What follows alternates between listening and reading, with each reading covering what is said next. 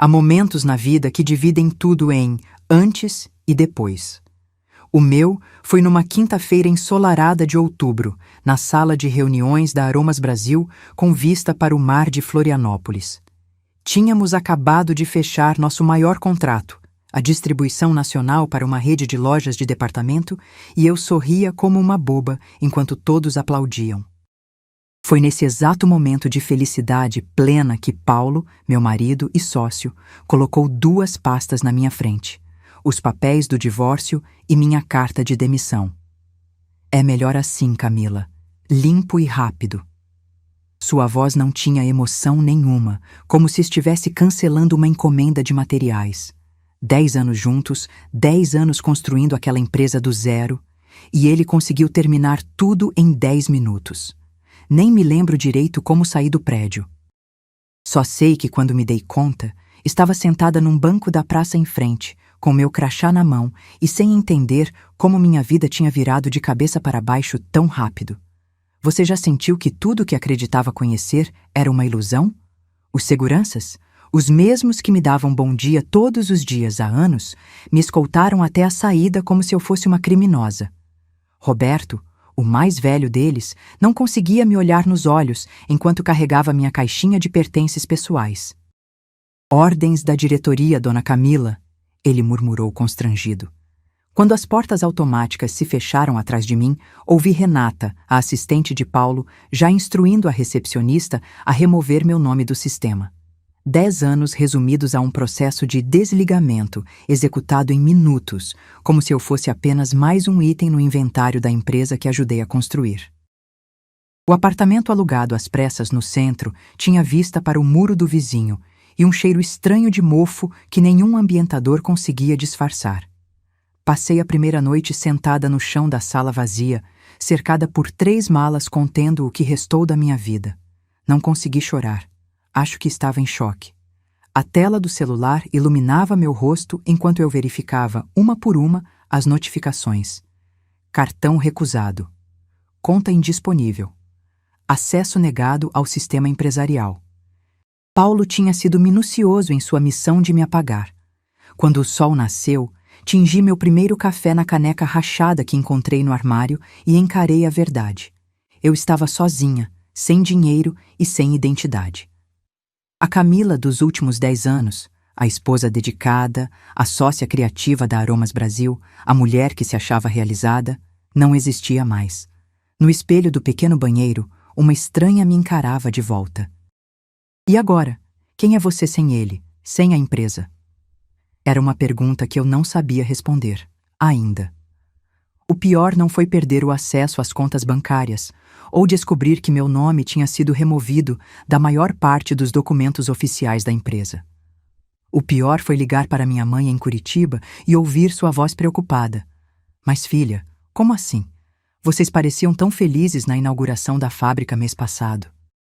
Engoli o nó na garganta e menti, dizendo que estava tudo sob controle, que era apenas uma reestruturação temporária. Não queria que ela soubesse que sua filha tão inteligente tinha sido enganada por tanto tempo. Como explicar que a química brilhante, capaz de criar fórmulas revolucionárias, não conseguiu enxergar a traição acontecendo bem debaixo do seu nariz? Conheci Paulo 7 anos atrás numa feira de empreendedorismo em Florianópolis.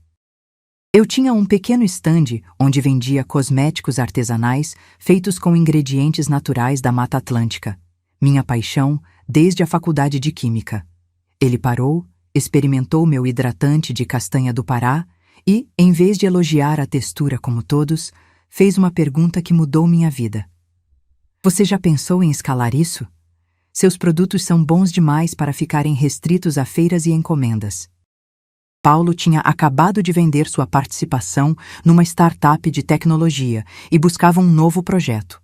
Trocamos contatos e 1 semana depois estávamos em uma cafeteria na beira-mar norte fazendo planos no guardanapo. Você cuida das fórmulas, eu cuido dos números, ele propôs, seus olhos brilhando com a mesma empolgação que eu sentia.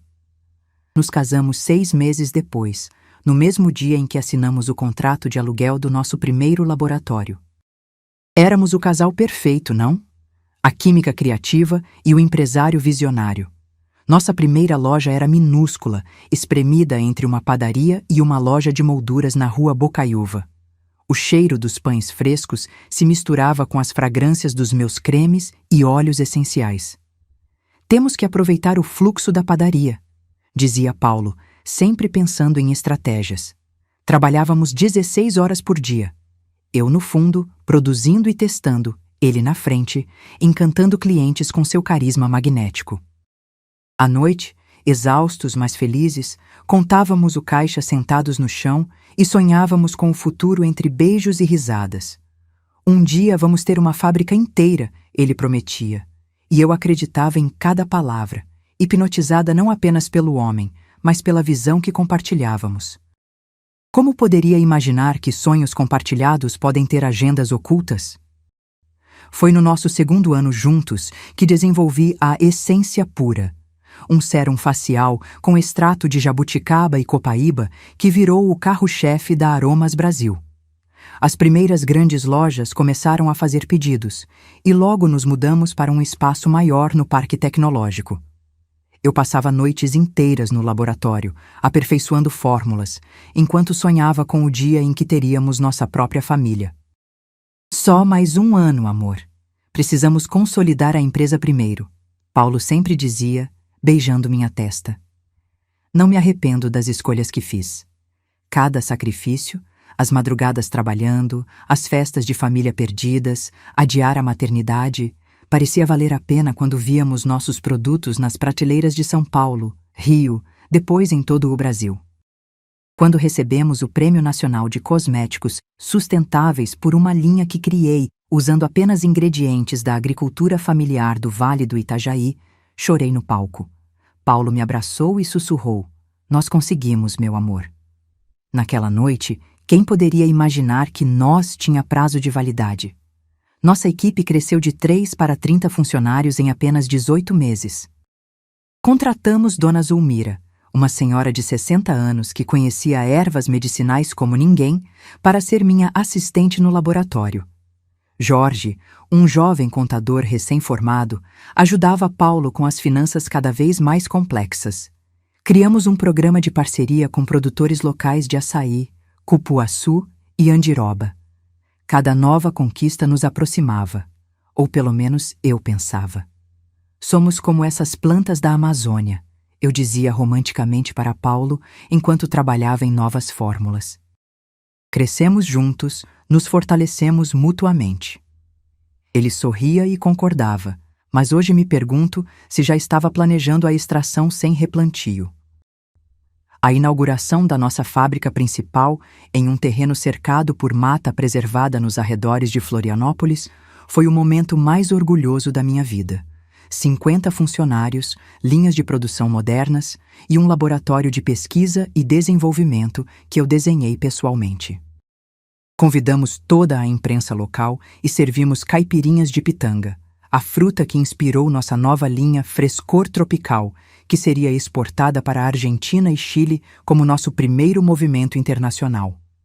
Esse é só o começo, disse Paulo em seu discurso, apertando minha mão enquanto repórteres fotografavam. Na parede principal do saguão, nosso slogan pintado em letras verdes: "A naturalidade brasileira para o mundo." 2 meses depois, a Essência Pura ganhou menção na Vogue francesa como o segredo de beleza das cariocas, e nossa lista de espera internacional explodiu. Você já sentiu que estava vivendo seu sonho? Eu sentia, todos os dias. Ou melhor, achava que estava vivendo nosso sonho compartilhado. Esse foi meu maior erro. Os prêmios e reconhecimentos se acumulavam na estante da sala de reuniões. Empresa Sustentável do Ano, Inovação em Cosméticos Naturais, Revelação Empresarial. Lembro como se fosse ontem, quando recebemos a visita de uma famosa atriz global que queria conhecer o Laboratório Mágico, como ela chamou, onde nasciam os produtos que ela usava. Paulo conduziu o tour, claro.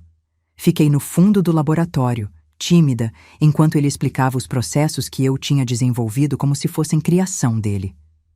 Minha esposa é a química por trás de tudo, ele dizia, me dando crédito apenas superficialmente, enquanto se posicionava como o verdadeiro visionário.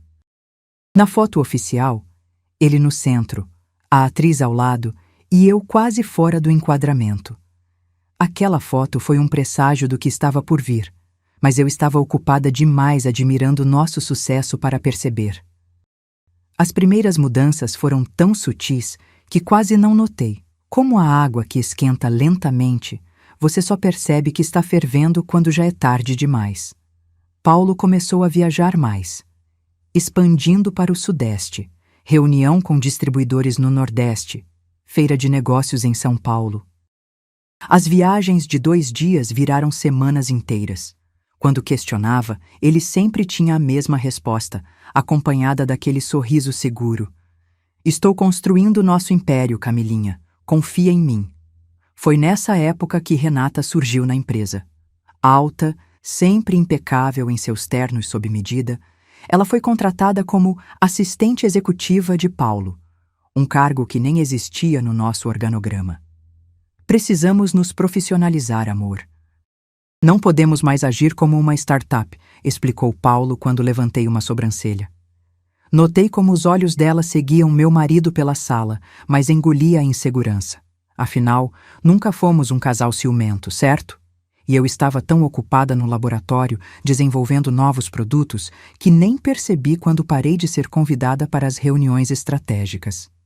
Nossos jantares românticos às sextas-feiras, tradição desde os tempos da lojinha, foram os primeiros a desaparecer. Emergência com o distribuidor, teleconferência com os americanos. As desculpas variavam, mas o resultado era o mesmo. Eu comendo sozinha, assistindo Netflix com nosso gato Galileu no colo. As mensagens de texto também mudaram. Antes eram "Te amo, gênio da química", e contando as horas para te ver.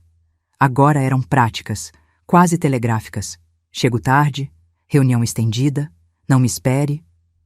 Uma vez, peguei o celular dele por engano e notei como ele o arrancou rapidamente da minha mão. Negociação sensível, justificou. E eu, boba, acreditei porque queria acreditar. Afinal, que outro motivo ele teria para se afastar de mim, da nossa vida perfeita? Só assina aqui, amor. É uma reorganização fiscal para otimizar nossos impostos.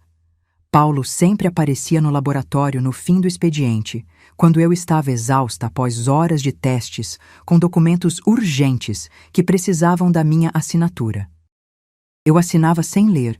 Confiar no seu parceiro não deveria ser normal? Foram esses momentos de pressa e cansaço que ele usou para, pouco a pouco, transferir minhas ações para o nome dele e de empresas guarda-chuva que descobri mais tarde serem controladas exclusivamente por ele. O afastamento foi tão meticulosamente orquestrado que nem percebi estar sendo isolada. Primeiro, meu rosto sumiu do site da empresa. Estamos focando na marca, não em pessoas, Paulo justificou. Depois, parei de ser convidada para eventos com clientes importantes. Você é muito valiosa no laboratório para perder tempo com jantares corporativos. Por fim, quando o novo material promocional foi impresso, meu nome nem constava mais como fundadora. Quando questionei, Paulo beijou minha testa como se eu fosse uma criança preocupada com trivialidades. Papelada de marketing, meu bem. O que importa é que nós sabemos a verdade. Você também já acreditou numa mentira porque queria desesperadamente que fosse verdade? Uma tarde, entrei sem avisar na sala dele e o encontrei com Renata inclinados sobre uma pilha de documentos. Pararam de falar abruptamente quando me viram. Estamos reorganizando a estrutura societária, explicou Paulo com um sorriso forçado. Renata recolheu os papéis rapidamente, evitando meu olhar. Naquela noite, perguntei casualmente sobre os documentos e ele respondeu com uma explicação tão cheia de jargões financeiros que minha cabeça girou.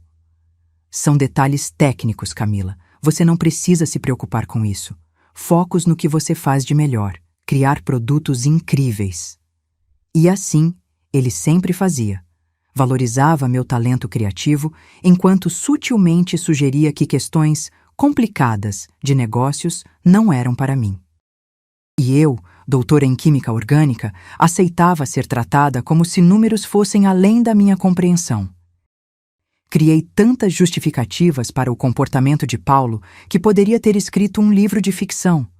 Quando ele esquecia nossos aniversários, eu pensava: ele está tão ocupado expandindo nosso sonho. Quando ele passou a dormir no escritório 3 noites por semana, me convenci. É a dedicação dele que está levando a Aromas Brasil ao sucesso. Até mesmo quando encontrei um batom que não era meu no paletó dele, aceitei a explicação de que deve ter caído da bolsa de alguma executiva na reunião. Minha amiga Bianca da contabilidade tentou me alertar várias vezes, mas eu não queria enxergar. As pequenas demonstrações de afeto alimentavam minha negação. Um buquê de flores no aniversário da empresa, com um cartão escrito "Para minha inspiração". Uma viagem surpresa de fim de semana para Gramado, quando fechamos a parceria com a rede de farmácias do Sul. A forma como ele segurava minha mão em público durante eventos corporativos, sorrindo orgulhoso enquanto me apresentava como o cérebro por trás da magia dos nossos produtos. Como eu poderia desconfiar de um homem que parecia tão orgulhoso de mim? Esses momentos eram raros, mas suficientes para me manter presa numa ilusão que eu mesma ajudava a construir. Você já se agarrou a migalhas emocionais achando que era um banquete? Você precisa abrir os olhos, Camila. Bianca me chamou para um café longe da empresa, seu rosto tenso de preocupação. Os números não estão batendo, há transferências estranhas que Paulo está fazendo e seu nome está sumindo dos documentos. Eu ri, nervosa, e disse que ela estava imaginando coisas. Paulo não faria isso comigo. Somos parceiros em tudo. Enquanto as palavras saíam da minha boca, um frio na barriga denunciava que talvez, só talvez, eu estivesse mentindo para mim mesma. Mas admitir a verdade seria como derrubar o castelo de cartas que eu chamava de vida. Então, engoli o café amargo junto com minhas dúvidas e mudei de assunto, perguntando sobre o filho dela, que tinha acabado de entrar na faculdade. Era mais fácil discutir a vida dos outros do que encarar o desmoronamento da minha própria. E então, como um tsunami que se forma lentamente até se chocar violentamente contra a costa, tudo desmoronou naquela fatídica quinta-feira de outubro. Em um momento, eu estava celebrando o maior contrato da história da Aromas Brasil. No seguinte, estava sozinha em um banco de praça, sem empresa, sem casamento e sem identidade. Agora, um mês depois daquele dia devastador, eu tentava reconstruir algum tipo de vida no pequeno apartamento de um quarto no centro de Florianópolis. Os primeiros dias após minha expulsão da empresa foram um borrão de desespero e incredulidade. Acordava todos os dias achando que tudo tinha sido um pesadelo, até que a realidade me atingia novamente. As paredes finas deixavam passar o som da vizinha assistindo novelas, e eu ficava ouvindo histórias de amor fictícias, enquanto minha própria história parecia uma farsa elaborada. O pior era a vergonha. Não conseguia atender ligações de amigos ou da família. Como explicar que havia sido expulsa da empresa que eu mesma criei? Meus dias se resumiam a tentar descobrir como sobreviver. Paulo havia congelado nossas contas conjuntas e cancelado todos os cartões de crédito vinculados à empresa. A pequena poupança que mantinha separada mal daria para 3 meses de aluguel.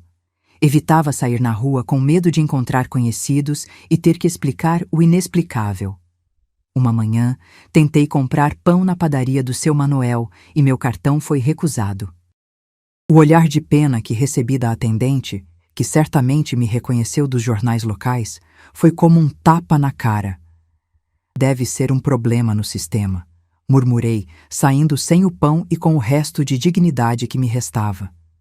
Nas primeiras semanas, oscilava entre raiva incandescente e depressão esmagadora.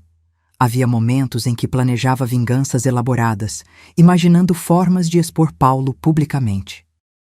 Em outros, afundava no sofá rasgado que tinha comprado de segunda mão, incapaz de levantar para tomar banho. Foi durante uma dessas tardes de autopiedade que minha tia Inês ligou. "Camila, chega, você não vai ficar assim. Arrume suas coisas, estou indo te buscar. Sem esperar resposta, ela apareceu na minha porta 2 horas depois. Você vai ficar comigo até se reorganizar, declarou, já empacotando minhas roupas. Sem forças para argumentar, deixei-me ser resgatada para seu apartamento acolhedor em Coqueiros, com vista para a ponte Hercílio Luz. Era humilhante aos 38 anos precisar de resgate, mas também foi o primeiro passo para sair do poço. Foi na 3ª semana na casa da tia Inês que recebi uma ligação inesperada de Roberto, o segurança da Aromas Brasil. Dona Camila, tem umas caixas suas aqui que o senhor Paulo mandou jogar fora. Achei que a senhora ia querer. Combinamos um encontro discreto no estacionamento do Shopping Beira-Mar. Quando abri o porta-malas do carro dele, encontrei 3 caixas de papelão com minhas coisas do escritório, incluindo uma que não reconheci imediatamente, mais antiga e empoeirada. Aquela noite, sentada no tapete da sala da tia Inês, abri a caixa misteriosa e senti o ar escapar dos meus pulmões. Era um tesouro esquecido, os documentos originais da fundação da empresa, com minha assinatura bem visível como sócia majoritária, cadernos de laboratório com todas as fórmulas originais escritas à mão, e o mais precioso, fotos da inauguração da primeira lojinha, onde Paulo e eu segurávamos uma placa escrita Aromas Brasil, por Camila e Paulo Portela. Era a prova física de uma história que Paulo estava tentando reescrever, apagando meu nome. Entre os documentos, encontrei algo que fez meu coração parar. O contrato social original, com uma cláusula que eu tinha esquecido completamente. Em caso de dissolução da sociedade conjugal, as fórmulas desenvolvidas por Camila Portela permanecerão como propriedade intelectual da mesma, com direito a royalties sobre qualquer produto que as utilize. Paulo havia me feito assinar tantos papéis depois disso que eu nem lembrava desta proteção inicial. Minhas mãos tremiam enquanto eu segurava o documento, sentindo algo que não experimentava há semanas. Uma minúscula centelha de esperança. A química que havia sido tão facilmente manipulada em questões empresariais tinha, pelo menos uma vez, protegido seu bem mais precioso. Guardei o documento como um talismã e, pela primeira vez desde a separação, consegui dormir a noite inteira. Experiência com cosméticos? Perfeito. Mas por que alguém como você quer trabalhar como consultora aqui? A gerente do Orquídea Spa, um estabelecimento de luxo no Jurerê Internacional, me olhava com uma mistura de curiosidade e desconfiança. Eu havia usado meu nome de solteira no currículo, mas Florianópolis era pequena demais para meu rosto não ser reconhecido. Engoli o orgulho e respondi com a mentira que tinha ensaiado. Estou buscando experiências mais próximas das clientes depois de anos em laboratório. A verdade, que eu precisava desesperadamente de qualquer trabalho que pagasse as contas, estava engasgada na minha garganta. Para minha surpresa, trabalhar no spa reconectou-me com o que mais amava na minha profissão: ver a reação das pessoas ao experimentar produtos que faziam bem. Comecei a misturar ingredientes disponíveis no local para criar máscaras faciais personalizadas para cada cliente. A gerente, inicialmente cética, ficou impressionada quando clientes começaram a agendar especificamente comigo. Você tem mãos mágicas, Camila, disse uma senhora após uma sessão. Aquele elogio simples foi como água no deserto da minha autoestima devastada. Num sábado particularmente movimentado, atendi uma executiva paulista hospedada no resort. Fernanda Alves era diretora do Fundo de Investimentos Novo Horizonte, e enquanto aplicava uma máscara rejuvenescedora no seu rosto, ela comentou casualmente: "Esses produtos me lembram muito a linha Aromas Brasil, que adoro. Você conhece?" Congelei por um segundo, antes de murmurar uma resposta vaga. Ela continuou, sem perceber meu desconforto: "Estamos analisando possíveis aquisições no setor de cosméticos naturais brasileiros para exportação." A Aroma seria perfeita, mas ouvi que a qualidade caiu recentemente. Meu coração disparou. Ali, com as mãos literalmente no rosto de uma possível compradora da empresa que eu criei, percebi que o universo às vezes tem um senso de humor peculiar, e talvez um plano para mim que eu ainda não conseguia enxergar. Bianca me encontrou no café Sabor do Sul, longe dos olhos e ouvidos da Aromas Brasil. Seus olhos estavam cercados por olheiras profundas, e ela verificava constantemente se alguém nos observava. Camila, estou arriscando meu emprego, sussurrou, deslizando um pendrive pela mesa. Paulo está desesperado. Desde que você saiu, ninguém consegue replicar exatamente a fórmula da essência pura. Os lotes recentes têm gerado reclamações e 3 contratos importantes foram suspensos. Uma parte mesquinha dentro de mim se alegrou com aquela informação. A química era minha, afinal. Não algo que qualquer formado recém-contratado poderia reproduzir. Nossa amizade sempre foi complicada. Conheci Bianca na faculdade anos antes de Paulo entrar em cena. Ela era brilhante com números como eu era com fórmulas. Quando a Aromas Brasil começou a crescer, foi natural convidá-la para cuidar da contabilidade. O que não esperava era o dilema moral que isso criaria para ela agora. Ele está manipulando relatórios financeiros, Camila, desviando dinheiro para contas pessoais no exterior. Se a Receita Federal descobrir, todos nós podemos ser responsabilizados. Suas mãos tremiam ao redor da xícara de café. Por que está me contando isso, Bia? Por que se arriscar por mim? Perguntei, genuinamente curiosa. Ela levantou os olhos, uma mistura de culpa e determinação em seu olhar. Porque eu vi tudo acontecendo e não fiz o suficiente para te alertar. Achei que não devia me meter no casamento de vocês. Agora vejo que não era sobre casamento, era sobre ética. Um nó se formou na minha garganta. Quantos outros tinham visto os sinais e se calado? Enquanto Bianca me explicava os detalhes das manipulações financeiras, comecei a entender que Paulo não havia apenas me traído como esposa, mas comprometido tudo o que construímos juntos. E pela primeira vez, a dor começou a se transformar em algo mais útil: determinação. O pendrive de Bianca era uma mina de ouro de informações. Escondida no apartamento da tia Inês, passei noites inteiras analisando planilhas, e-mails e relatórios. A queda na qualidade dos produtos era real e catastrófica. As avaliações online, que antes eram 5 estrelas constantes, agora oscilavam entre 2 e 3, com comentários como "não é mais o mesmo" e "decepcionada com a nova fórmula". Um relatório interno mostrava que o Departamento de Pesquisa e Desenvolvimento tinha contratado 3 químicos diferentes em 2 meses, todos incapazes de reproduzir a magia da essência pura original. Precisamos da fórmula exata da Camila. Sem ela, estamos perdidos. Este e-mail de Paulo para o novo diretor de Pesquisa e Desenvolvimento me fez sorrir amargamente. A ironia não me escapou. Ele tinha me descartado, mas precisava desesperadamente do que só eu podia oferecer. O mais revelador, porém, foi o e-mail para investidores, onde Paulo minimizava a crise. Estamos passando por ajustes temporários após a saída da antiga química. Nada preocupante. Antiga química. Era assim que 10 anos da minha vida eram resumidos. Numa tarde chuvosa, enquanto analisava os documentos pela 1000ª vez, algo chamou minha atenção. Um memorando sobre uma reunião marcada com representantes da Novo Horizonte, o mesmo fundo de investimentos que Fernanda havia mencionado no SPA.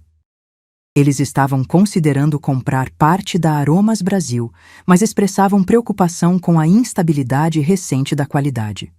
Paulo havia respondido, prometendo que tudo estaria normalizado em 2 meses. Como ele pretendia cumprir essa promessa? A resposta veio em um e-mail para Renata. Encontre Camila. Ofereça o que for necessário para ela nos dar as fórmulas.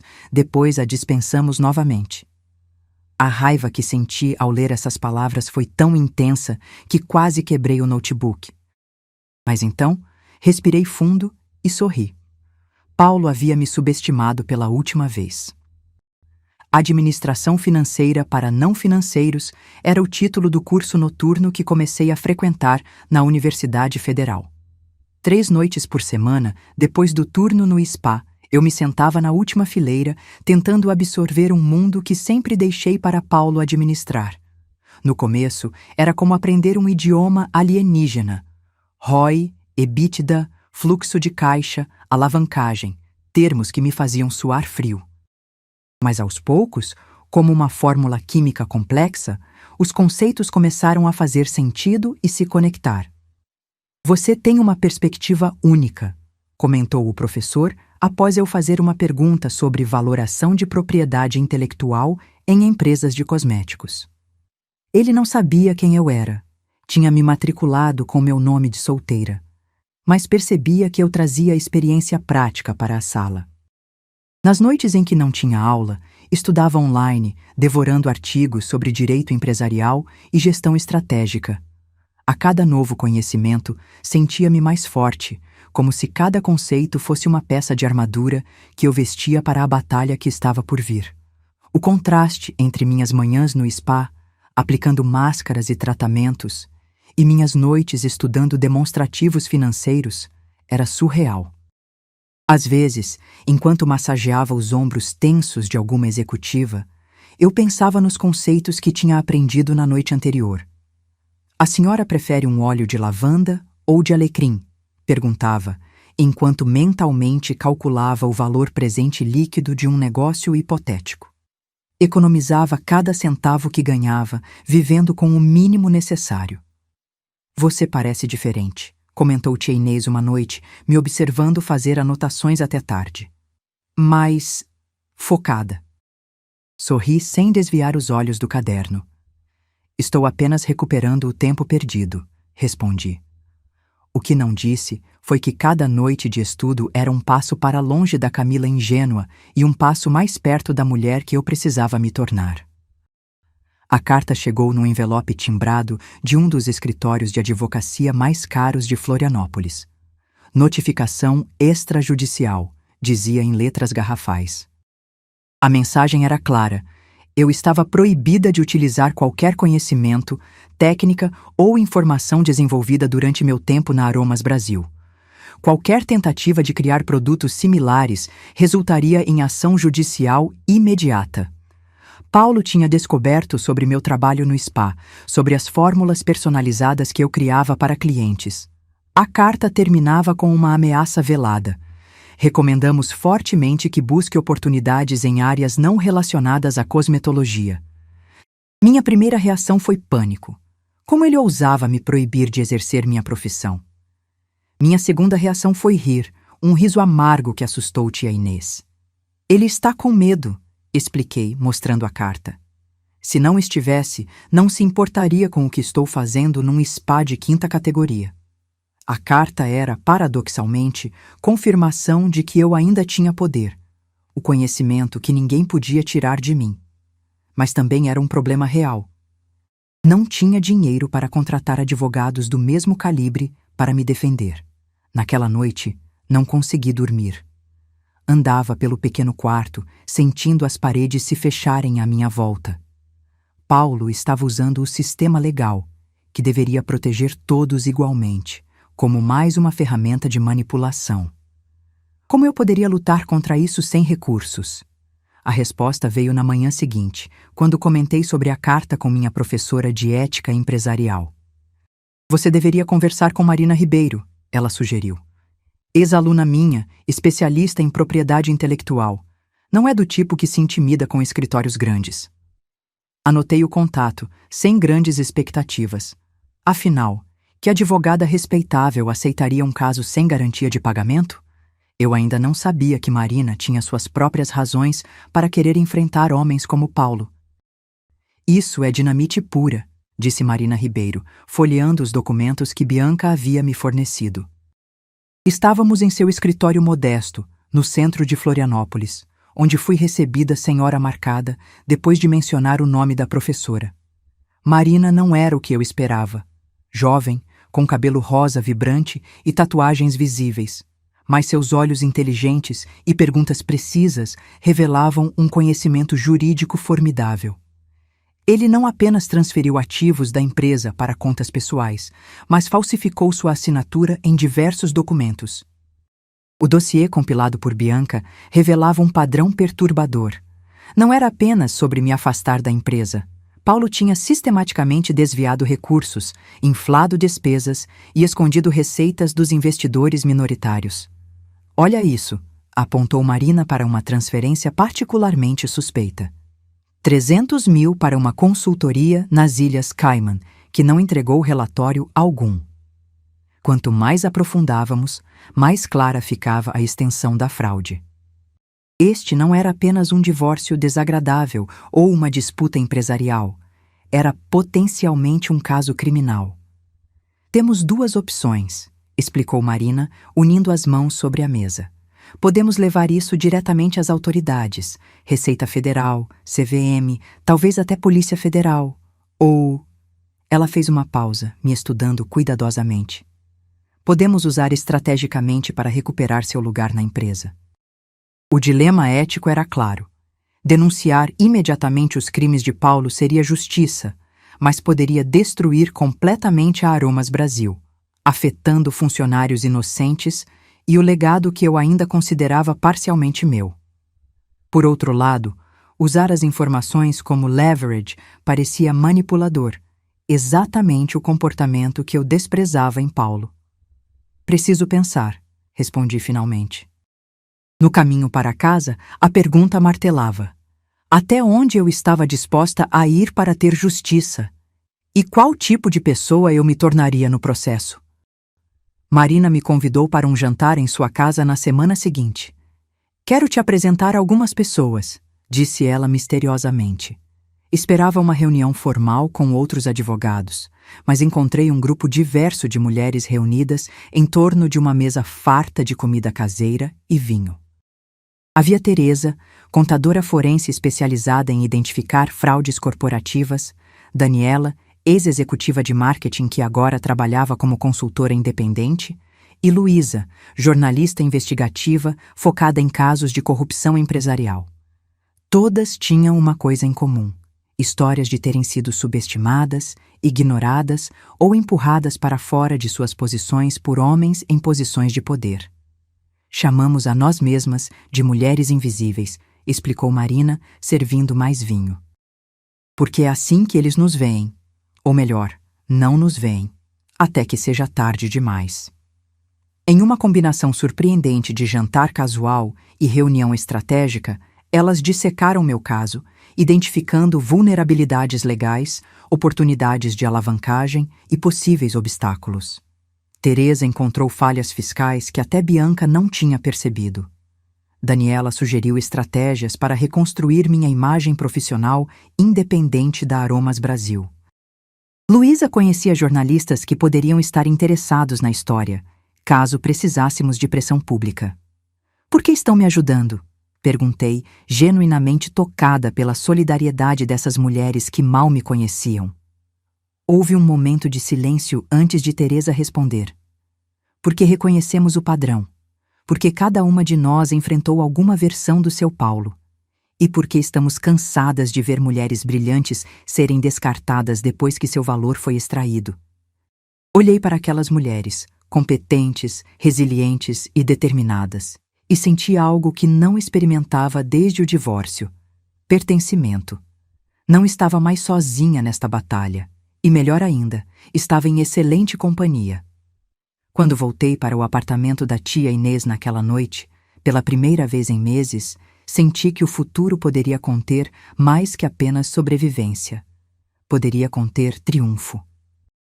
A ordem judicial foi como uma muralha erguida ao meu redor. Não podia contatar ninguém da Aromas Brasil, nem mesmo Clarice, a recepcionista que sempre me trazia brigadeiros nos dias ruins, ou seu Joaquim, o jardineiro que cuidava das plantas medicinais que usávamos em nossas fórmulas. Uma tarde, cruzei com Márcia, a gerente de produção, no supermercado. Quando me viu, seus olhos se arregalaram em reconhecimento e ela começou a se aproximar. Tive que literalmente virar as costas e sair rapidamente, deixando minhas compras para trás. A dor da rejeição forçada foi como sal em ferida aberta. Eles estão monitorando seus movimentos, alertou Marina, após descobrir que um investigador particular tinha sido contratado para me seguir.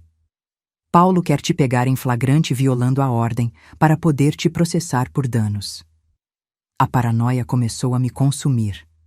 Comecei a verificar se estava sendo seguida cada vez que saía de casa, mudava constantemente minha rotina, usava chapéus e óculos escuros em público. Minha vida tinha se transformado em um thriller de espionagem barato, exceto que o vilão era o homem que um dia prometia amar até que a morte nos separasse. A tática mais cruel, porém, foi o isolamento forçado dos fornecedores, especialmente os pequenos produtores de insumos naturais que eu havia ajudado a desenvolver. Dona Teresa, que fornecia extrato de pitanga de seu sítio no interior de Santa Catarina, ligou em prantos para a tia Inês, já que não podia me contatar diretamente. Dona Camila, eles cancelaram todos os pedidos. Disseram que nossa qualidade não estava boa o suficiente. Plantei tudo pensando nos contratos que tínhamos.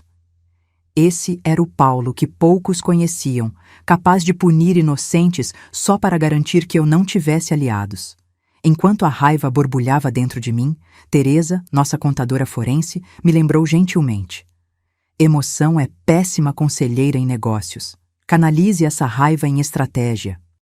Respirei fundo e perguntei: como conseguimos contornar esse bloqueio sem violar a ordem?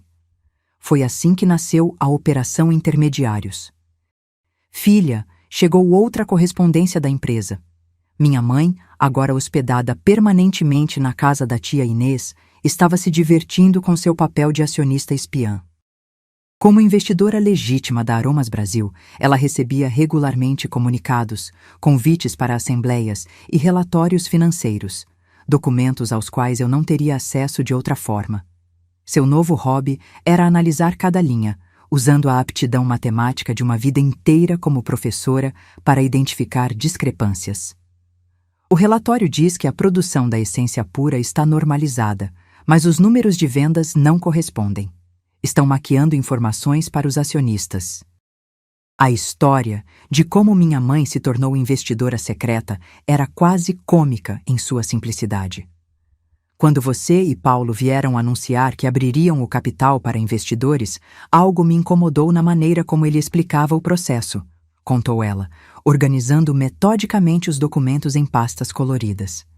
Ele falava como se você fosse apenas um acessório, não a criadora principal dos produtos. Então decidi que seria bom ter alguém da família observando de perto.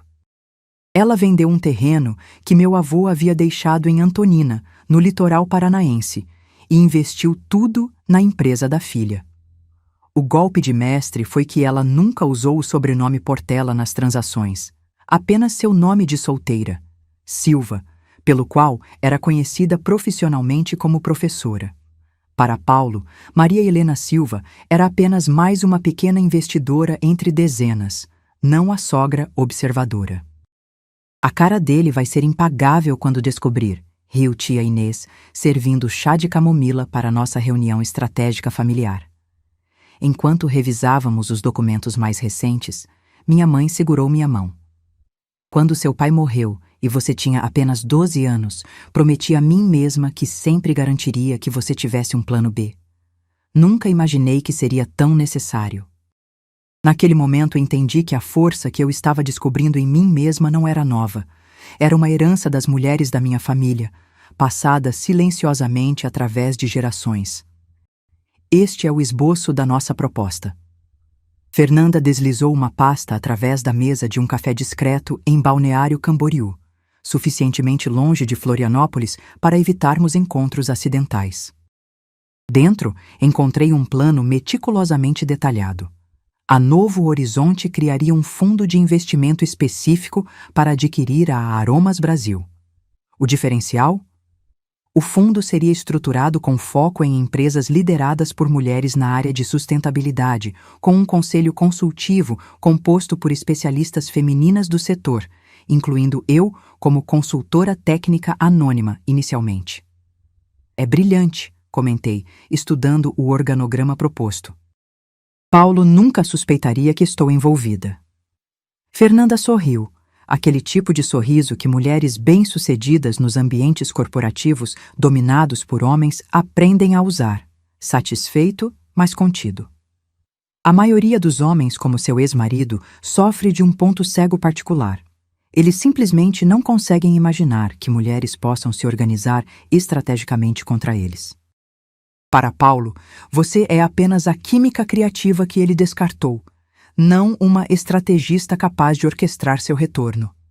A engenhosidade do plano estava em sua paciência calculada. Não atacaríamos frontalmente.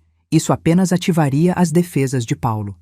Em vez disso, o fundo faria uma oferta inicial modesta, parecendo apenas mais um interessado entre vários.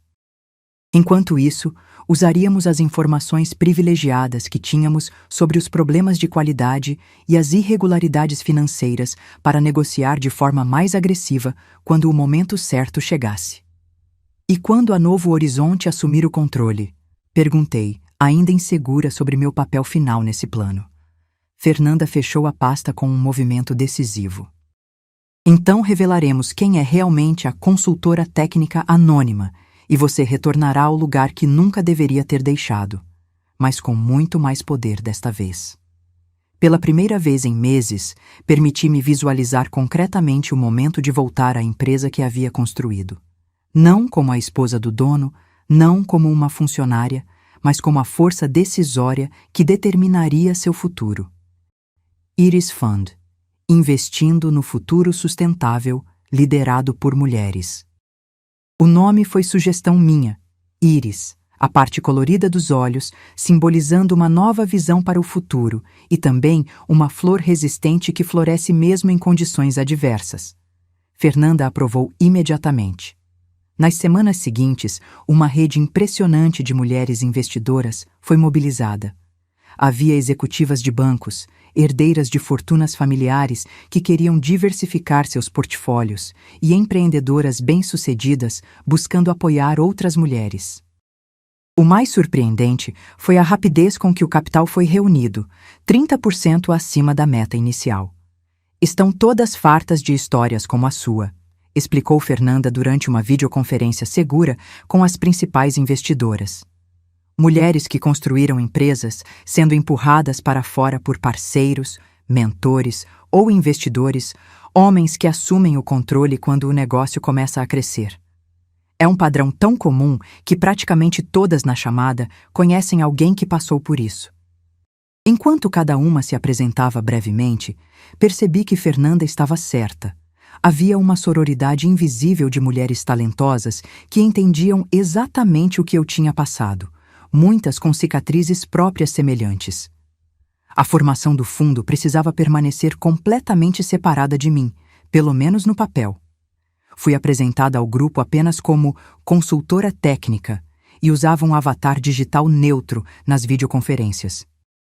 Minha participação oficial seria revelada apenas após a aquisição ser completada.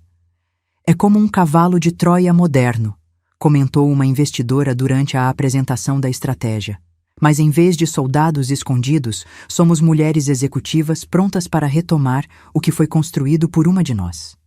A metáfora me fez sorrir. Paulo sempre desprezou literatura clássica como perda de tempo, mais uma coisa que ele não compreenderia até que fosse tarde demais.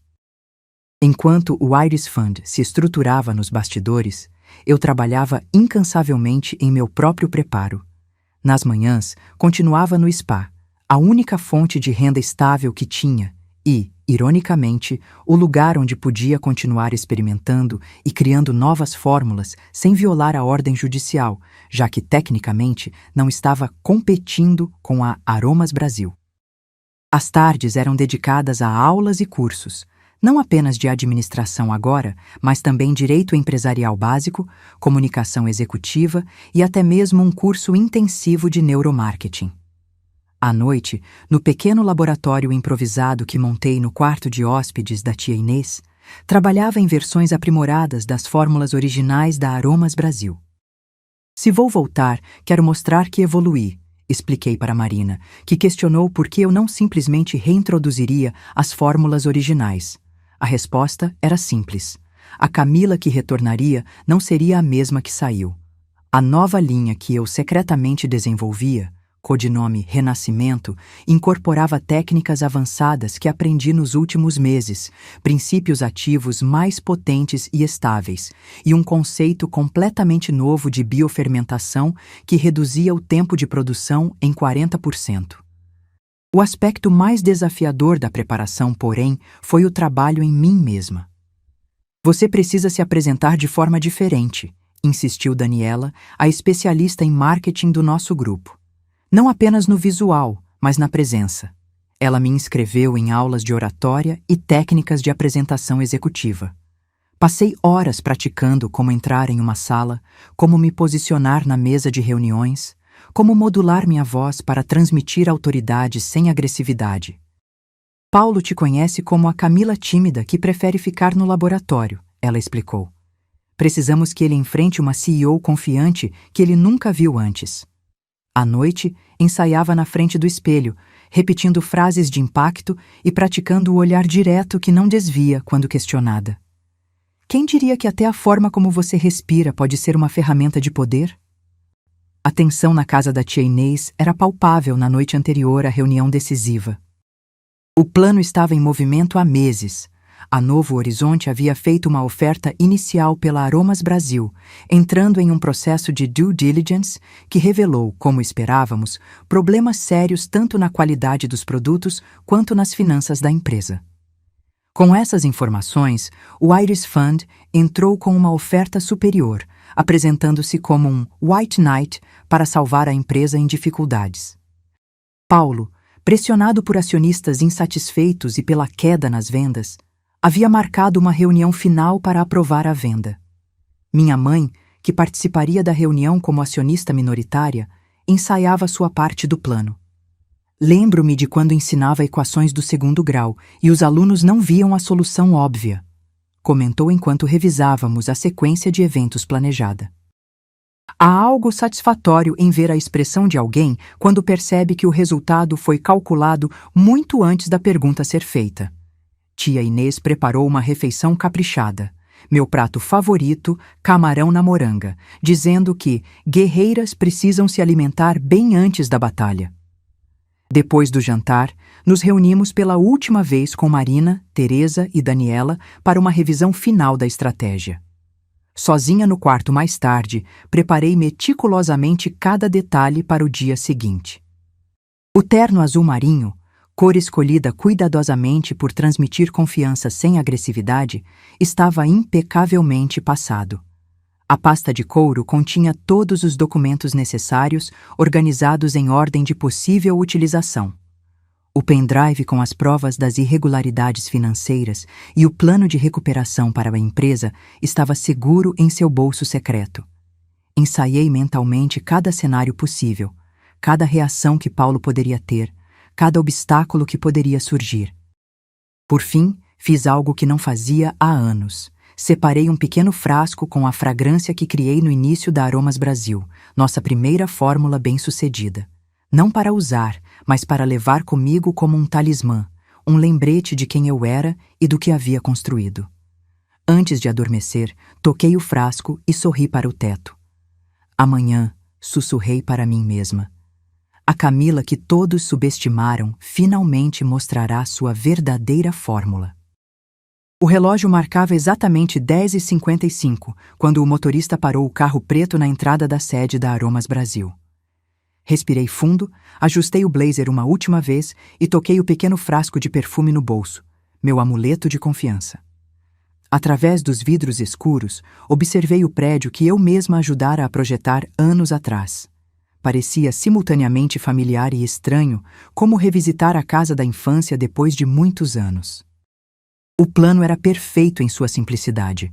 Fernanda conduziria a reunião de aquisição como representante oficial do Iris Fund.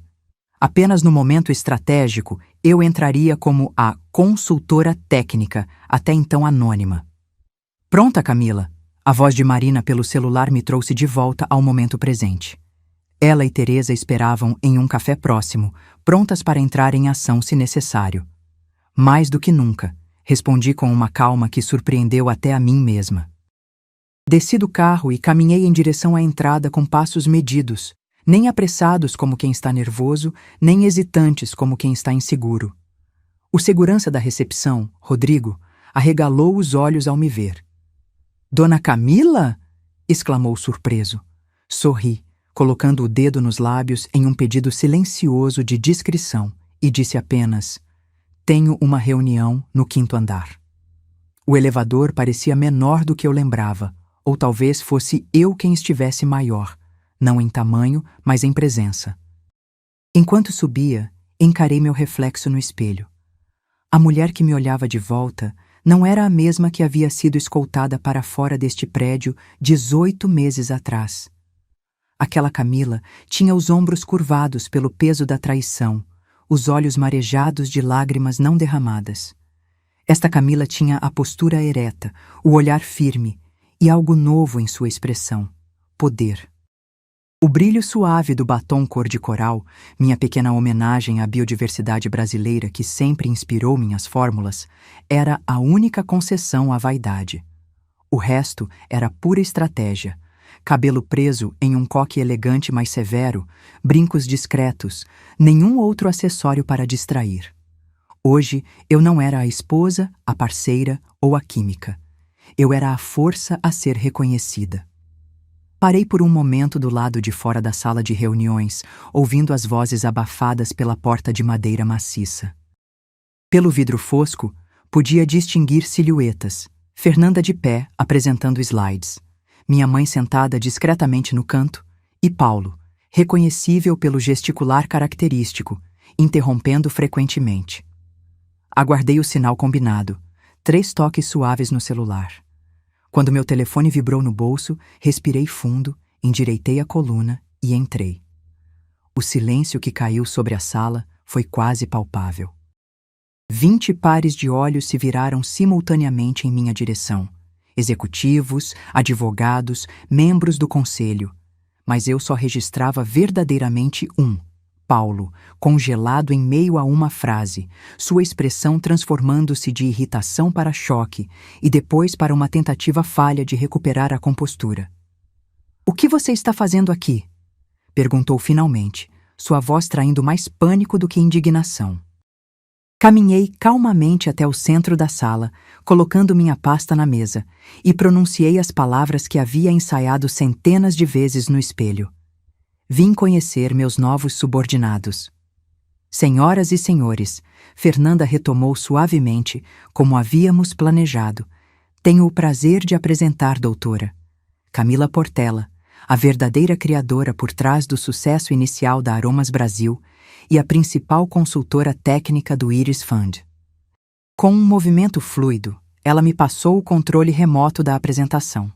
Na tela, surgiu um gráfico detalhado mostrando a queda na qualidade dos produtos e nas vendas desde minha saída, correlacionados com perfeição matemática. "Como podem ver", comecei, minha voz surpreendentemente firme, "a empresa perdeu seu rumo." Clique. Um novo slide. Os relatórios financeiros lado a lado, os oficiais e os reais, com as discrepâncias destacadas em vermelho vibrante. E, infelizmente, isso não foi a única coisa perdida no caminho. Por 45 minutos, apresentei um diagnóstico impiedosamente preciso dos problemas da empresa, seguido por um plano de recuperação meticulosamente estruturado. A cada slide, a expressão dos presentes mudava gradualmente, do ceticismo inicial para a atenção concentrada e, finalmente, para o interesse genuíno. Quando detalhei as novas fórmulas que havia desenvolvido, com potencial para revolucionar novamente o mercado, vi até mesmo o mais cético dos conselheiros inclinar-se para a frente com renovado interesse. Paulo tentou interromper várias vezes, mas cada tentativa soava cada vez mais desesperada, cada vez mais fora do tom da reunião. "Em resumo, senhoras e senhores", concluí, fechando elegantemente a apresentação, "o Iris Fund está preparado para adquirir a Aromas Brasil por um valor justo, injetar capital necessário e implementar este plano de recuperação com uma condição inegociável: nova liderança." Voltei-me diretamente para Paulo, que havia se encolhido visivelmente em sua cadeira ao longo da apresentação.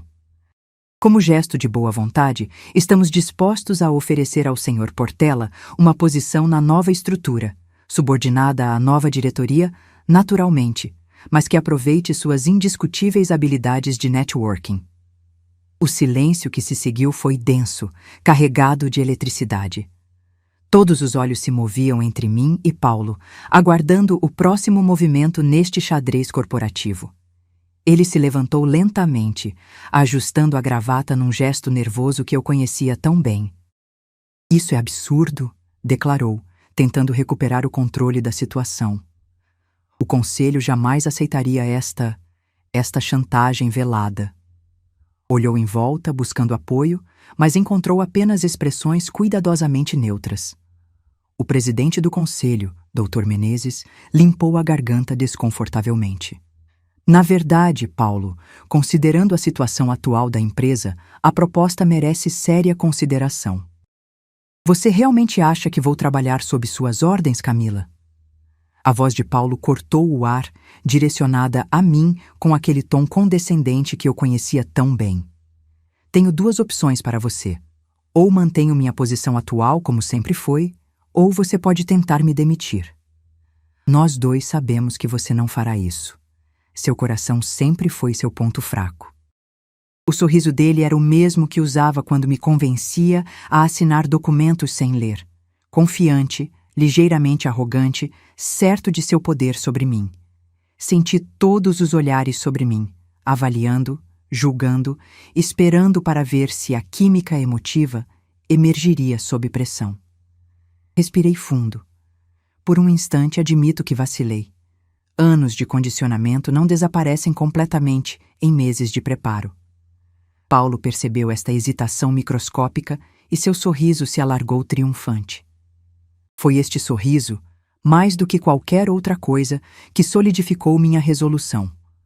Olhei para o acordo que tinha em mãos, o mesmo que acabara de oferecer a Paulo com a proposta de subordinação. Com um movimento decidido e preciso, rasguei o documento em pedaços na frente de todos. O som do papel sendo destruído ecoou pela sala silenciosa como um trovão íntimo. "Paulo Portela." Minha voz ressoou com uma autoridade que surpreendeu até a mim mesma. "Você está oficialmente demitido da Aromas Brasil, efetivo imediatamente." Os olhos dele se arregalaram em choque absoluto. O sorriso confiante desapareceu como orvalho sob o sol forte de verão. "Você não pode fazer isso. Você não faria isso." Ele murmurou, sua voz perdendo toda a confiança anterior. "Eu acabei de fazer", respondi, meu olhar fixo no dele. Virei-me para o conselho. "Senhores, senhoras, como nova CEO e representante do acionista majoritário, minha primeira decisão oficial é o desligamento imediato do Sr. Portela por práticas antiéticas e documentadamente fraudulentas." Quando os dois seguranças se aproximaram, os mesmos que me escoltaram para fora há 18 meses, agora com expressões de respeito em seus rostos, Paulo levantou-se bruscamente, derrubando a cadeira. "Você não vai conseguir sem mim. Esta empresa precisa de mim", gritou, o rosto vermelho de fúria e humilhação. Mantive-me inabalável, minha expressão serena contrastando com a explosão dele. A única coisa que esta empresa precisava era recuperar sua alma criativa. E isso, Paulo, acaba de acontecer. Enquanto ele era escoltado para fora, observei os rostos ao redor da mesa. Alguns executivos mais jovens que sempre admiraram meu trabalho secretamente, mas temiam Paulo. Tinham lágrimas nos olhos. Outros pareciam aliviados, como se um peso tivesse sido removido da sala. Minha mãe, no canto, sorria discretamente por trás dos óculos. Fernanda acenou quase imperceptivelmente com a cabeça. Um gesto silencioso de missão cumprida. Ajustei os papéis à minha frente e, com a calma de quem finalmente encontrou seu lugar no mundo, disse: "Agora, retornemos à apresentação. Temos uma empresa para revitalizar." A reconstrução da Aromas Brasil começou no dia seguinte à reunião. Caminhei pelos corredores vazios antes que qualquer funcionário chegasse, reconectando-me com o espaço que foi meu lar por tanto tempo. Nos primeiros meses, fiz questão de conversar individualmente com cada pessoa, do pessoal da limpeza aos gerentes. Não houve demissões em massa como muitos temiam, apenas realocações estratégicas. A reintrodução da linha original de produtos, agora aprimorada com inovações que desenvolvi durante meu exílio, aconteceu em tempo recorde. Em uma cerimônia com toda a equipe de laboratório, ergui o primeiro frasco da nova essência pura Renascimento. Este não é apenas o renascimento da fórmula, mas da filosofia que fundou esta empresa. Qualidade genuína, sustentabilidade real, respeito pelos ingredientes e pelas pessoas que os produzem.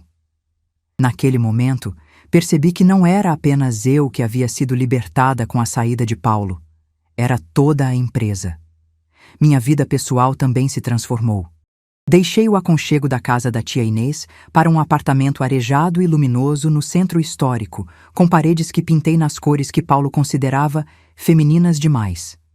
As mulheres invisíveis que me ajudaram tornaram-se um círculo íntimo de amizades genuínas. Quem diria que uma conspiração empresarial seria o início das melhores amizades da minha vida? Comentei durante um jantar, fazendo todas rirem. Minha relação com minha mãe também se aprofundou. Durante anos, mantive uma distância profissional dela, envergonhada de minha aparente ingenuidade nos negócios. Agora, nos encontrávamos semanalmente para almoços, onde discutíamos abertamente tanto questões empresariais quanto pessoais. Sempre soube que você encontraria seu caminho, disse ela certa vez, segurando minha mão sobre a mesa. Só não sabia que o caminho seria tão tortuoso. 6 meses depois, encontrei sobre minha mesa um envelope com a caligrafia inconfundível de Paulo. A carta era surpreendentemente breve. Ele reconhecia relutantemente meu sucesso na recuperação da empresa e propunha uma parceria limitada com sua nova consultoria de expansão internacional. Sei que não mereço sua confiança, escreveu, mas ainda tenho contatos valiosos que poderiam beneficiar a empresa que ambos construímos. Durante dias, contemplei a proposta, o envelope sempre ao meu alcance, enquanto eu ponderava que tipo de liderança queria personificar. A antiga Camila teria cedido imediatamente. A Camila dos primeiros meses após a separação teria vacilado. Na manhã do 5º dia, com o sol nascente iluminando meu escritório, tomei minha decisão. Com um movimento firme, rasguei a carta em pedaços, não com raiva ou ressentimento como havia feito com o contrato na sala de reuniões, mas com a serenidade de quem fecha um capítulo desnecessário. Os fragmentos caíram na lixeira enquanto eu pegava o telefone e discava para Fernanda. Vamos expandir para o mercado europeu sozinhas. Prepare os documentos para apresentarmos ao conselho na próxima semana. Desliguei e girei minha cadeira para a janela, observando a vista da cidade que agora parecia infinita em possibilidades. O futuro seria escrito em meus próprios termos, sem sombras do passado. E essa, percebi sorrindo, era a fórmula mais poderosa que já havia criado.